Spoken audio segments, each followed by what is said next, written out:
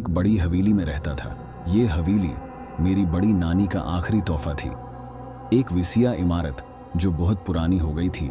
इस हवेली के अंदर ज़रूर कुछ ना कुछ तो था। जब नानी फूत हो गई तो ख़ानदान ने मुझे ये हवेली दी, लेकिन साथ ही साथ एक खबरदारी भी। वहाँ कुछ मौजूद है, उम्मी कहती थी।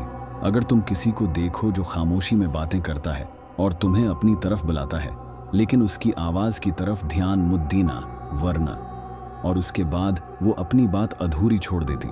पहले चंद हफ्ते तो मुश्किल से गुजरे। आवाज़ें मुसलसल बढ़ती गईं। अब इनमें अल्फाज आमिज़श पाते। वो मुझे मेरे नाम से पुकारते, मुझे बातें करने की तरगीब देते। शुरुआत में उनकी लहजे में खंचाव था, लेकिन आहिस्ता आहिस्ता वो तेज़ हो गए, मुझे धमकाने लगे। एक रात मैं नींद से अचानक उठ गया। कमरे में अंधेरा था, लेकिन मुझे यकीन था कि कोई मेरी तरफ घूर रहा है। इसकी दबी सांस मेरे कानों में पड़ रही थी। इसकी सर्द उंगलियां मेरे बाजुओं को छू रही थी। आवाज़ फिर गूंज उठी, इस बार वाज़ह और नज़दीक से। बात करो, उसने कहा। लहजे में वहशियाना बेसब्री थी। मैं खौफ से कांप रहा था, लेकिन खामोशी का मुकाबला करना नामुमकिन था। कौन हो तुम?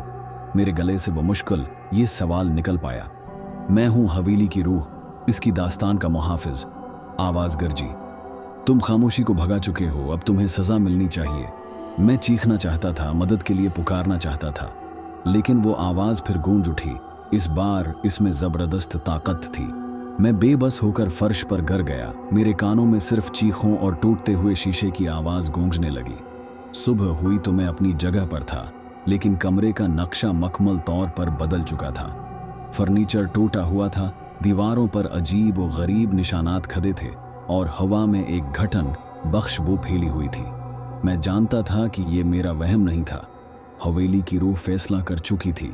अब मुझे फैसला करना था, खामोशी अख्तियार करूं या आवाज़ की तरफ आवाज़ उठाऊं और इस गंभीर खतरे का सामना करूं। जो कुछ भी था, ये फैसला मेरी जिंदगी और मौत का तयन करेगा। खौफ सर्द लहर की तरह मेरी रगों में दौड़ गया था। हवेली की खामोशी में गूंजने वाली आवाज़ से पहले मैं कभी इतना खौफजदा नहीं हुआ था, लेकिन मेरी नानी की आखिरी नसीहत मेरे कानों में गूंजती रही। उसकी आवाज़ की तरफ मत ध्यान दो, वरना। मैं वो सज़ा बर्दाश्त नहीं कर सकता था जो खामोशी को भगाने की पादाश में मिलनी थी। लिहाजा मैंने फैसला किया कि खामोशी अख्तियार करूंगा। अपने खौफ को दबाकर मैंने कोशिश की कि हर आवाज़ को नज़रअंदाज करूं। अपने दिमाग के अंदर एक ऐसा जाल बन लूं जो उन सरगोशियों को अपने से दूर रखे। दिन हो या रात, मैं घर में हरकत कम से कम रखी। रोशनी बंद रखकर हर मुमकिन हद तक खामोशी बरकरार रखी। वक्त का गुजरना मुश्किल था। दिन लंबे और रातें बेअंतहा हो गई। आवाज़ें मेरी खामोशी को भगाने की जदोजहद करती रहीं, लेकिन मैं अपने अज़्म पर कायम रहा। छोटी छोटी बातों से अपनी हिम्मत बढ़ाई, जैसे सूरज निकलने का मंजर देखना, परिंदों की चहचहाहट सुनना, अपने ही अक्स से बातें करना। एक दिन जब मैं पछले सहन में बैठा था, मुझे कुछ मुख्तलिफ महसूस हुआ।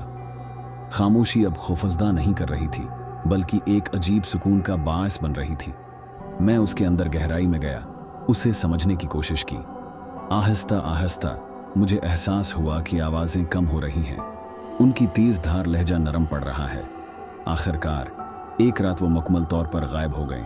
सुबह जब मैं उठा तो हवेली का माहौल बदल चुका था। अंधेरा छट गया था, रोशनी दीवारों पर खुशनुमा नक्श बन रही थी। वो अजीब बो भी गायब हो चुकी थी, उसकी जगह फूलों की खुशबू ने ली थी।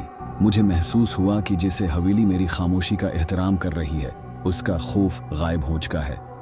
इस वक्त से मैं हवेली में सुकून से रह रहा हूँ। आवाज़ें अब कभी कभार ही आती हैं, लेकिन अब उनमें डराव नहीं, सिर्फ एक धीमी सी सरगोशी जैसे हवेली की दास्तान मुझे सुनाना चाहती है। और मैं भी उसे सुनने के लिए तैयार हूँ, क्योंकि अब मुझे पता है कि खामोशी सिर्फ खौफ नहीं रखती, बल्कि उसके अंदर छुपे राज भी सुना सकती है।